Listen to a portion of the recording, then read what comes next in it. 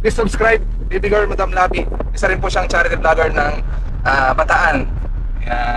Suportahan din natin si Baby Girl Madam Labi, isang charity vlogger ng Bataan.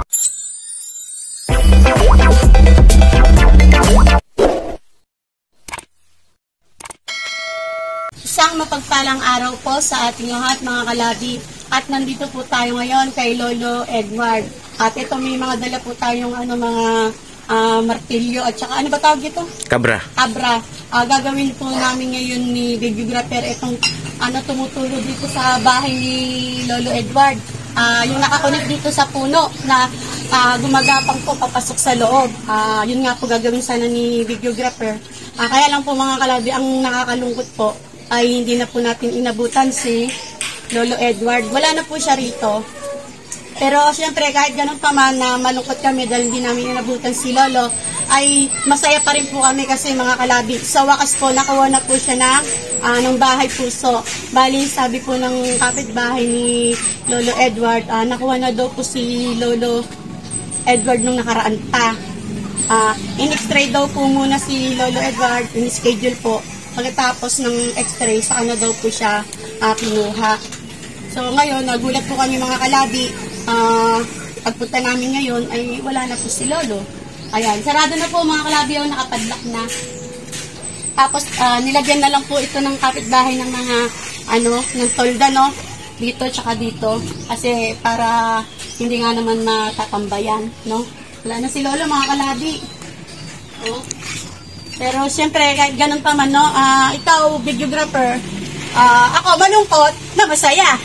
Malungkot kasi hindi ko siya inabutan. Masaya ako dahil, siyempre, nakapunta na siya dun sa maayos na may mag-aalaga sa kanya kasi dito walang nag-aalaga sa kanya, no? Ikaw, videographer, anong masasabi mo sa nadatnan natin ngayon? Hindi, siyempre ako talaga, siyempre sa side ko, hindi ako masaya kasi yung usapan noon na pagka inilipat si Lolo, kasama tayo. Sana. Para na-dokumento natin yung paglipat sa kanya. Dahil unang-una naman sa lahat, tayo nagpurso nun para madala siya ron eh. Parang follow-up na lang sila kapitan, sila kagawad, yung munisipyo. Di man maumpisan yung bagay na yun kung hindi tayo nag-umpisa roon. Kanya nga lang, para nabaliwala tayo. Pero ganun pa man, ang pinaka-dabi sa lahat, yung inaksyonan nila at nailipat na roon. Dahil yun naman ang layunin nating lahat, madala siya roon. Kaya lang, siguro, di pa tayo sikat madam, kaya ganun na lang. Parang binaypas nila tayo. Pero okay lang naman yun sa side ni Kapitan, tsaka ni Kagawad Ariel. Ariel ba? Maraming salamat sa kanila dahil sa airport na ginawa nila. Dahil si Lolo nadala na roon sa Bahay Puso. Kung sa Bahay Puso nga. Yun nga. Hindi pa tayo sigurado. Oo, kasi nung dinadalaw natin dito si Lolo Edward, di ba, nung pinunta natin, ang sabi sa atin doon sa munisipyo, sa DSWD, puno na daw yung Bahay Puso. Wala nang space para kay Lolo, pero maaari daw na dalhin si Lolo sa iba. Yun nga lang. Pero okay na yun, madam. Masaya tayo sa ang pinaka yung last part na sasabihin ko na lang. Masaya, siyempre. Nandun na si Lolo. Nalipat na, hindi na siya mahihirapan katulad ng nangyayari sa kanya rito. Yun naman talagang layunin natin. Pero kaya ka lang nasabing malungkot. Gawa ng di tayo naabisuhan, madam. Pero ganun pa man, maraming salamat kay Kapitan Ed, tsaka kay Kagawad Ariel Diaz, tsaka sa munisipyo na rin ng Balanga. Sa pagtulong nila kay Lolo Edward. Yun naman ang dasal natin lahat mailipat. Pero okay na yun, madam. Masaya tayo dahil... Masaya na ako dahil hindi ko na nakikita si Lolo na nahihirapan dito. Kahit isutang sa lawal niya, hirap na siya, sa diaper niya, sa pagluluto ng sarili niyang pagkain, hindi na rin niya kaya, sa pagpapaligo, sa paglalaba, paglilinis dito, hindi niya na talaga kaya. Kaya kahit pa paano, masayang-masaya na rin po ako na nakuha na si Lolo Edward. Ayan mga kalabi, wala na si Lolo Edward. Ayan mga kalabi, nandito na tayo kay Nanay Arceli. At eto nga po, may kwento si Nanay sa atin. Hindi, Nay, kumusta yung yung sa supply na ulam po natin? Kasi nga, di ba, dumating kayo dito. Opo. Nagbahid kayo. Tapos yung araw na kinabukasan, nagpadala ako doon, yung pala, wala na siya. Wala na rin. Wala na rin po pala si Lolo.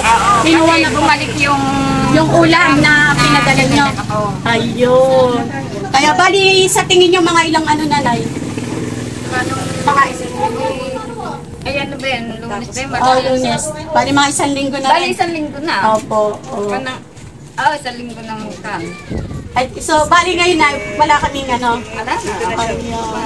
Oh, Nay. ako na, nalungkot ako kasi, nalita ako kasi, si Lola na hindi man lang kami nakapag-usap. Siyempre nakakalungkot yun dahil halos matagal din namin nakasama si Lolo. Nung una namin siyang makita, nakahiga lang siya sa lupa. Tapos yung pinakabalit nga, yung yero. Yan. Ngayon, siyempre parang nabigla din ako, di ba, no? Pero masaya ako, Nay, dahil rin, di ba? Kahit pa paano. Talaga po siya doon. Opo, yun, no? O, Nay, maraming salamat, Nay, ha? Opo. Ay, di na ako sila rin makikita. Nay, ano? Ayan, mga kalabi, ito na po yung huling paghaharap namin ni Nanay. Opo, pero wag kang mag-alala, Nay. Dumadaan-daan naman kami rito, Ala ka ba sasabihin, Nay? Ay, alam. Ay, wala na daw. Ayan, mga kalabi, hanggang dito na lang po. At maraming salamat po sa patuloy na sumusubaybay kay Baby Girl, Madam Labi. Maraming salamat po sa ating subscribers, viewers, at sa lahat ng mga sponsor. Mga kalabi, God bless us all! Sa ating generous sponsor, wala na po si Lolo Edward. Pero, malay nyo, minsan dalawin namin siya sa bahay puso. Opo. Yeah, sige po, Nay. Sige po, salamat.